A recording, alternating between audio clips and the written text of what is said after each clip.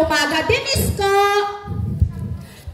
Kim, baka nakakahihiya sa mga kaklase mo kasi papalaboy lang ako. Naku, Isko, hindi ka niya ang ugali ng mga taga-Roa Smart School. Mapapahin sila at makajus. At isa pa, magkaibigan naman tayo, di ba? Ito pala, tinapay. Dalawa kasi yung baon ko, kaya sa'yo na lang itong isa. Maraming salamat, Kim. Masarap to. Sige, Isko, alis na ako, ha? Sige, mag-iingat. Ulila si Isko sa magulang. Ipinganak siya na may diferensya sa pag-iisip. Samantala, napadaan si Lisa na 8 buwan na buntis at ang kasama niya ang kanyang asawa. Lisa, paparas. Hoy, Isko! Aanin namin ang bawang na yan!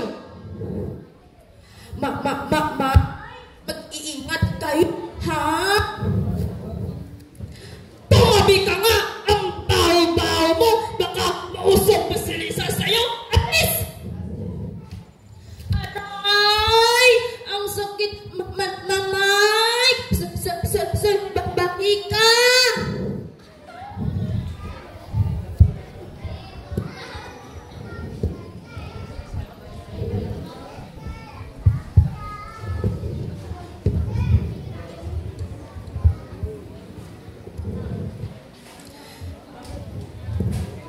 Kinakabihan.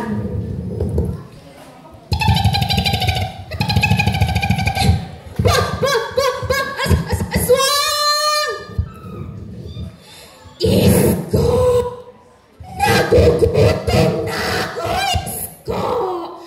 Gusto ko nang kumain ang sanggol, Isko!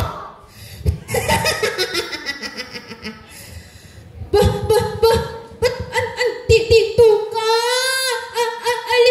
Alis ka dito!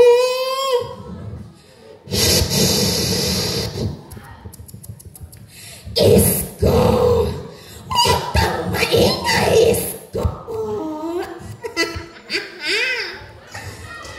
Samantala, sa bahay ni Lisa.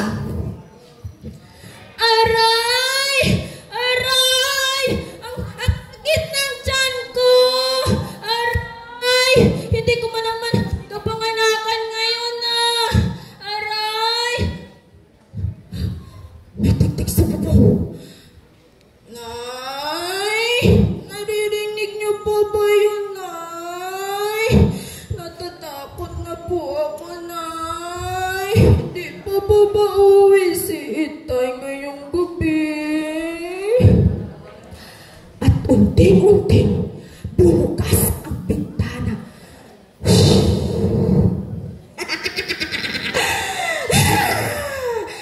Ang sarap ng mga anak mo, Lisa! Hilda, gusto mo bang sumama sa akin, Hilda? Nay! Nay! Tulungan niyo po ako, Nay! Nay! Bitawan mo ako! Ito na ang pinakaswerte kong gabi, Lisa!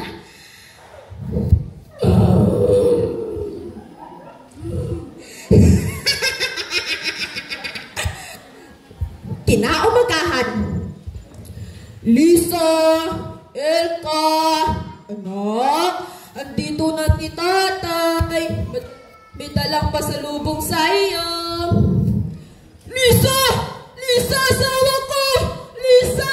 Pagkalasang dyan mo, Lisa! Anak! Anak! Ginagawa nito sa inyo! Samantala, binalikan ng aswang si Isko.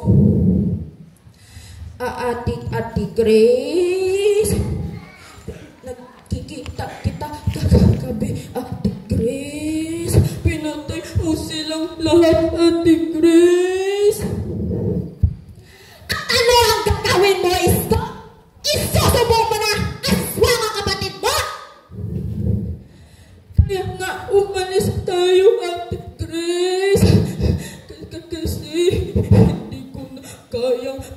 magagawa, Ate Grace.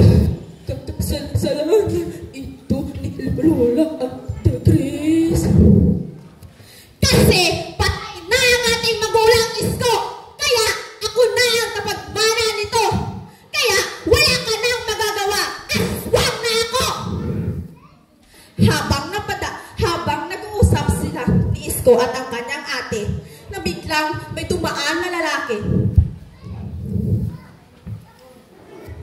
Tumabi ka nga, Isko!